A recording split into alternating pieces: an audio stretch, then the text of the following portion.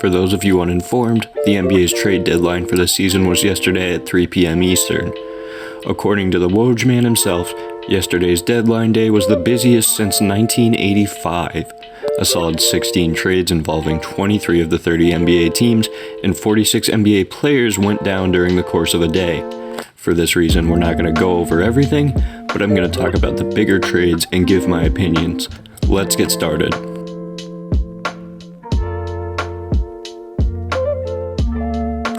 We're going to start with my home team, Celtics, which have been struggling this season to say the least. The C's were involved in 2 of the 16 trades yesterday, and we'll get to the big one in a minute. But the Celtics managed to snag Evan Fournier from a rebuilding Magic team for 2 second-round picks. That was it. That was the trade. If I'm Orlando, how am I about to give up 20 points a night and a lights-out shooter for 2 second-round picks? The way things are looking right now, Boston got an absolute steal with this deal. We'll have to see who Orlando drafts with those picks and how those players turn out. But let's move on to the other Boston trade involving the Chicago Bulls and Washington Wizards. The Celtics gave Javonte Green, Daniel Tice, and $1.3 million in cash considerations to the Bulls and received Luke Kornet from Chicago and Mo Wagner from Washington. On top of the cash and players from Boston, Chicago received an extra $250K in Troy Brown Jr. from Washington.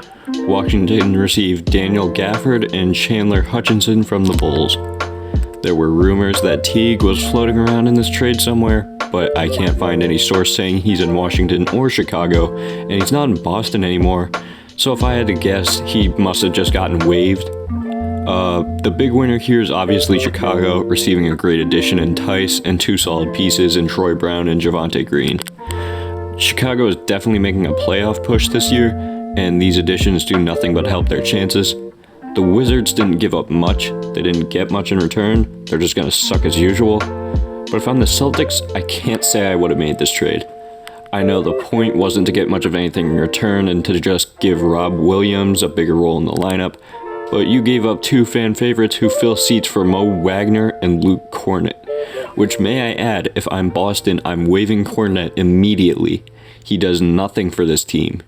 The Celtics don't have much of a choice at this point but to push for Drummond, who was just bought out, and call my bias here, pick up IT in free agency. He'd be a great scoring addition off the bench and would allow us to rest the Jays more. The Orlando Magic were also involved in quite a few trades yesterday.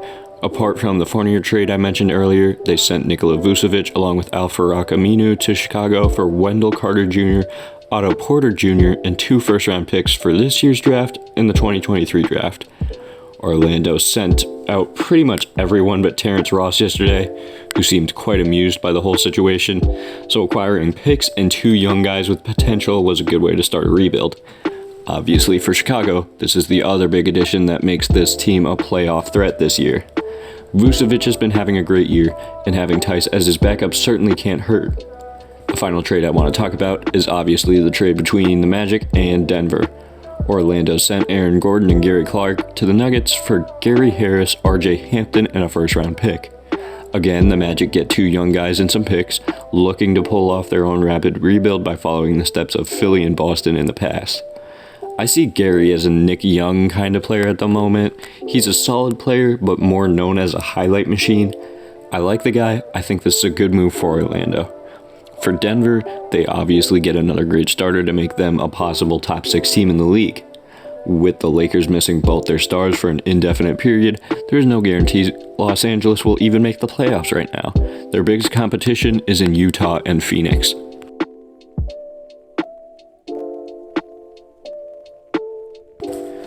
Hey, you're still here. I don't know why. I don't have anything left to say. I don't think anyway, actually. Wait, hold on. I do. Wait, what was I gonna say? Oh yeah. Hopefully I'll have another 1v1 video for you all sometime next week, so stay tuned for that. Okay, I think that's all I had to say. Thanks for watching. I'll catch you in the next video. Bye.